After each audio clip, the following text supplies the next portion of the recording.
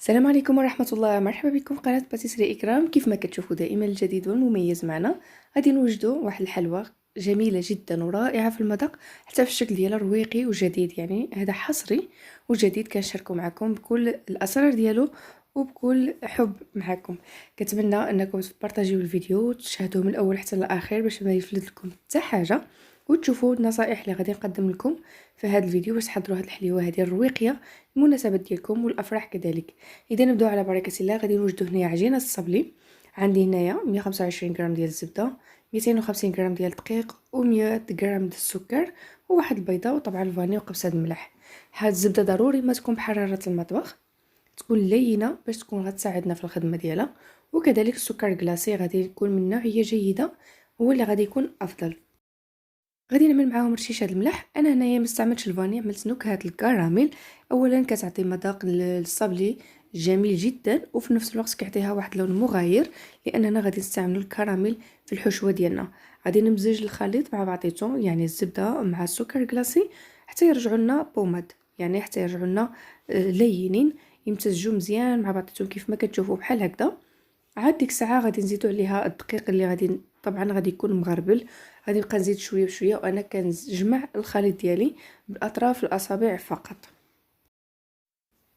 هاد العجينه الصابلي اللي اعتمدتوها في اي حاجه، سواء في الصابلي العادي بيرسوناليزي ولا الصابلي دوازاتي ولا اي صابلي يعني بغيتوه، وكذلك حتى في لي طارطوليت سواء صغارين ولا كبارين، راه ناجح معكم. وغادي تشوفوا الا تبعتوا المراحل والنصائح اللي غادي نقول لكم ما عمره غادي يحشمكم. انا هنايا غادي نجمع الخليط ديالي، غادي نرملو مع الزبده، يعني ديك الدقيق كامل عملته وغادي نخلطو مع الزبده ولا مع الخليط الاولي ديال الزبده والسكر اللي خلطت.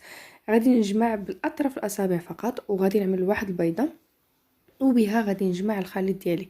كيف ما كتشوفوا في الاول غادي يبان لكم بحال ما غيتجمعش، ولكن بحراره اليد هو كيتجمع وكيعطينا السهوله بزاف. ما غادي نجمعو حتى بشي حاجه سائله، فقط غير بالاطراف الاصابع كيف ما كتشوفوا. واهم حاجه اننا ما عمرنا ندلكوه او نعجنوه، فقط كنجمعوه كيف ما كتشوفوا.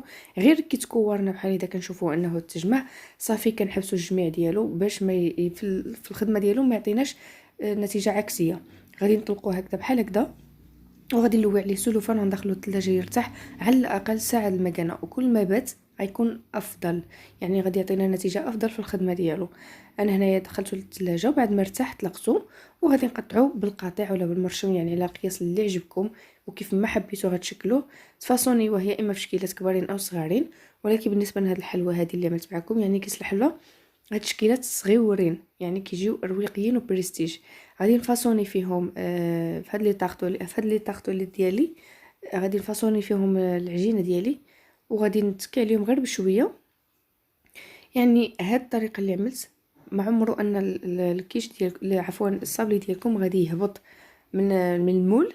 كاين اللي كيقول لك كيتكمش كيتقلص الحجم ديالو ولا كيهبط ولا كيصغر، لان علاش العجينه كتكون دلكتوها عجنتوها او ما خليتوهاش ترتاح او جمعتوها بشي ماده سائله، لان الزبده كافيه انها تجمع الراسه هي او ديك البيضه كامله. كيف ما كتشوفوا كنفاصونيها هيدا، سواء بغيتوهم في هذا الشكل اللي كيكون مزيكزاكي او لا في الشكل العادي. غادي نشعل الفران من الفوق ومن التحت على درجه مهيله، يعني واحد 160 155 في الحراره، وغادي ندخلهم يطيبوا من الفوق ومن التحت. قبل كل شيء طبعا كنشكم، انا ما كنعملش فيهم لا لوبيا لا حمص لا حتى حاجه، يعني كيف ما هما كيطيبوا وكنخرجهم كيف ما كتشوفوا الشكل ديالهم كيبقى هو كيف ما فاصونيتهم كيف ما بقاو، ما كيتقلصوا ما كيتكمشوا.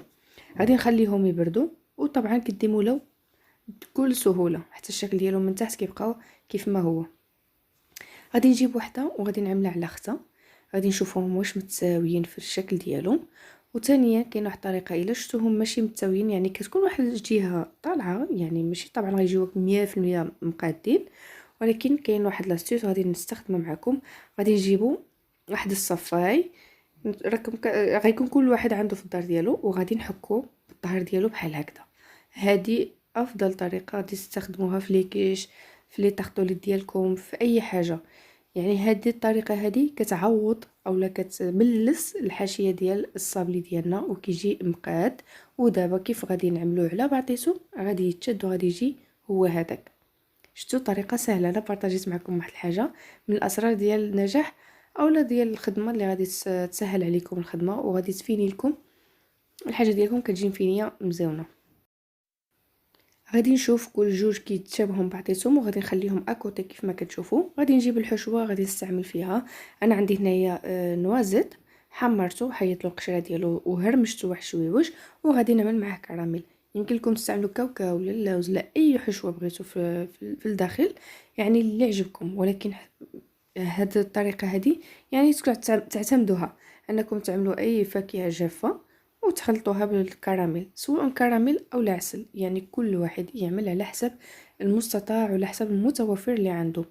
غادي نجيب الطويصات ديالي ولا القوالب ديالي وغادي نعمرهم بحال هكذا، غير واحد شوي، ماشي غنعمرهم حتى يتقببوا لانني بغيت قالب اخر غادي بغيتو يتشد عليه كيف ما غتشوفوا. غادي نجيب بعدا اول حاجه شويه الكراميل، غادي نجيب واحد الشيطه وغادي ندهنهم من الحواشي باش يلصق لي، يعني ديك القالب اخر غير يلصق لي عليه وصافي.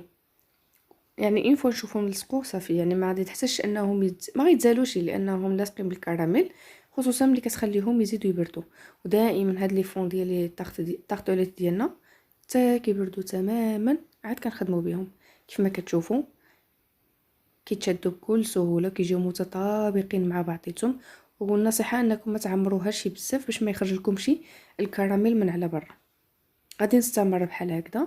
يمكن لكم تعملوا حتى واحد شويه الكراميل في لي طاغطوليت ديالكم من الداخل وتقلبوا عليهم، يعني كيف ما كتشوفوا هكذا صافي. يعني الطريقه سهله وبسيطه.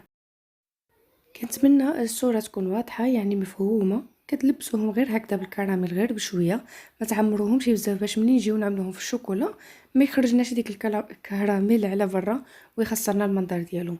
هادو كيجيو رويقيين في الشكل ديالهم حتى في المذاق ديالهم. وحتى نعاود لكم كنتمنى تجربوهم وتردوا عليا الخبر. غادي نمسح الحواشي ديالها، يعني غادي ننظفها مزيان باش ملي نجي نعملها في الشوكولا ما توسخليش الشوكولات وفي نفس الوقت ما تخلطش قضيه. عندي شوكولا بيضاء مذوبه، يمكن لك تستعمل اي لون بغيتي كيف ما حبيتي. بالنسبه لنوعيه الشوكولا استعمل نوعيه ممتازه او النوعيه ديال كالا او ديال ماكاو، لكم الاختيار. اهم حاجه ان الشوكولا ما تكونش سخونه بزاف، يعني ملي تذوبوها خليوها غير واحد شويه تبرد في حراره المطبخ باش ملي تجيو تعملوا يشبر في الصابلي ديالنا، يعني يلتصق مزيان، يعني ما يهبطش. ملي كيكون دايب بزاف غادي يسيح وغادي يهبط ما غيشبرش فيها صافي.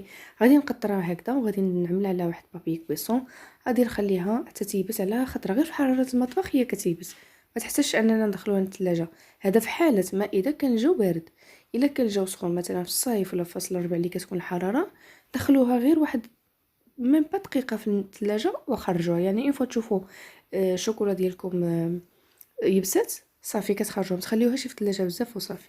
مع العلم انها ما غادي يوقع لها والو لانها ملبسه بالشوكولا، يعني واحد الطبقه حاميه ليله، يعني الصابلي ديالنا ما غادي يتنداشي ولا غادي يدبل. غادي نعملهم بحال هكذا ونخليهم حتى يقطروا مزيان. بالنسبه للتزيين كيبقى اختياري وعلى حسب ذوق كل واحد. انا جبت هنايا هذا الموتيف هذا وغادي نعمل فيه شوكولا اولي، يعني غادي نعمرهم. هادو متوفرين في جميع الاسواق يعني معروفين. غادي نعمرهم بحال هكذا بالشوكولا اولي وغادي ندخلهم الثلاجه يبردوا. كيف ما كنقول لكم بالنسبه للتزيين دائما كيبقى اختياري، حتى اذا عملتوا هذا الموتيف هذا راه كيجي غزال فيه اشكال متعدده. يعني غير دابا ملي نجيو نعملوا الشوكولا ضروري ما نطابوطيو، يعني غير نضربوه فوق السطح العامل باش ديك الهواء اللي كيكون فيه يخرج منه ما يجيناش مثقوب. انا الصابلي ديالي ها هو جمد معايا، ماشي جمد يعني يبس معايا. دخلته غير الثلاجه واحد دقيقه المكانه داغيه شد في راسو. كيجيو قوالب متحكمين ما تخافوش انهم يعني يتفتحوا ولا تحيدوا. بالنسبه للموتيف الشوكولا ديالي انا عملت لهم كراميل بان كنعطي واحد الخلفيه ان البسكوت ديالي من الداخل اولا الحلوه ديالي من الداخل فيها كراميل. عمرتها بشويه د الكراميل وغادي نجيب دابا الشوكولا ندهن عليهم من تحت، ندهنهم من تحت وغادي نلصق عليهم بحال هكذا كيف ما كتشوفوا. التزيين كيبقى على حسب الاختيار ديالكم. انا كنبارطاجي معكم فكره ولكم حريه الاختيار. اون فوا كنعمل عليهم الشوكولا بحال هكذا كيتلصقوا اوتوماتيكمون. بالنسبه لمده الاحتفاظ ديالهم يعني غادي تخليهم في علبه محكمه الاغلاق وفي مكان غير في ما فيهش الرطوبه او الحراره، وغادي يبقى معكم مده طويله لانهم مغلفين بالشوكولا وكيبقاو مقرمشين.